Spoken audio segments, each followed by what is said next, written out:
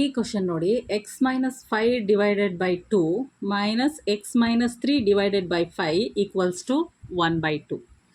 ಇದು ಯಾವ ಥರ ಇದೆ? ಒಂಥರ ಫ್ರ್ಯಾಕ್ಷನ್ ಟೈಪಲ್ಲಿ ಇದೆ. ಇವಾಗ ಏನು ಮಾಡ್ಬೇಕು ನಾವು? ಫಸ್ಟು ಡಿನಾಮಿನೇಟ್ರನ್ನು ಸೇಮ್ ಮಾಡ್ಕೋಬೇಕು. ಡಿನಾಮಿನೇಟ್ರ್ ಸೇಮ್ ಮಾಡ್ಕೊಳ್ಳೋಕ್ಕೆ ಏನಿದೆ, 2 ಮತ್ತು 5 ಇದೆ. 2, 5 ಏನಿವು ಪ್ರೈಮ್ ನಂಬರ್ಸ್ ಇದ್ದಾಗ ನಾವು ಏನು ಮಾಡಿಬಿಡ್ಬೋದು? ಕ್ರಾಸ್ ಮಲ್ಟಿಪ್ಲಿಕೇಶನ್ ಮಾಡ್ಕೋಬೋದು. ಹೇಗೆ ನೋಡಿ, ಎಕ್ಸ್ ಮೈನಸ್ 5 ಈ ಡಿನಾಮಿನೇಟರ್ ಮೈನಸ್ ಇದರ ಡಿನಾಮಿನೇಟರ್ ತೊಗೊಂಡು ಇದಕ್ಕೆ ಕ್ರಾಸ್ ಮಲ್ಟಿಪ್ಲಿಕೇಶನ್.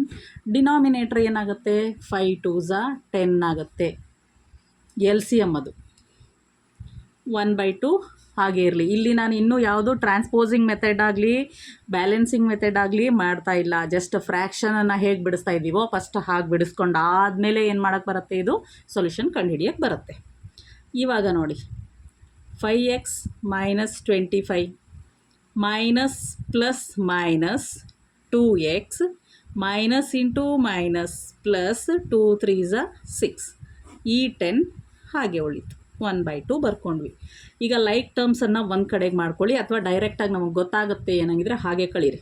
5xಲ್ಲಿ 2x ಹೋದರೆ 3x, 25ಅಲ್ಲಿ 6 ಹೋದರೆ minus 19 divided by 10 equals to 1/2.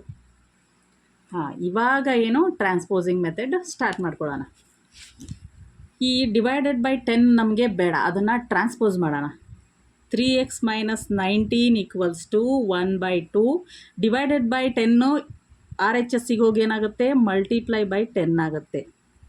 ಇಲ್ಲಿ ಕ್ಯಾನ್ಸಲ್, ಇದನ್ನು ಸಿಂಪ್ಲಿಫೈ ಮಾಡೋಕ್ಕೆ ಬರುತ್ತೆ, ಮಾಡಿ. 5 2 1s 2 5s ಆವಾಗ 3x ಮೈನಸ್ 19 ಈಕ್ವಲ್ಸ್ ಟು 5 ಬಂತು.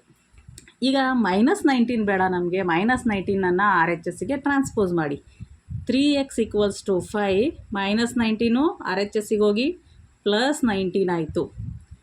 3x ಈಕ್ವಲ್ಸ್ ಟು 19 ಪ್ಲಸ್ 5 24 ಆಯಿತು. ಈಗ ಮಲ್ಟಿಪ್ಲೈ ಬೈ 3 ಬೇಡ ನಮಗೆ, ಟ್ರಾನ್ಸ್ಪೋಸ್ ಮಾಡ್ತೀವಿ. ಏನಾಗುತ್ತೆ? ಡಿವೈಡೆಡ್ ಬೈ 3 ಆಗುತ್ತೆ. 3 1s 3 8s ಹಾಗಾದರೆ ಎಕ್ಸ್ ಈಕ್ವಲ್ಸ್ ಟು ಆನ್ಸರ್ ಏನು ಸಿಕ್ತು? 8.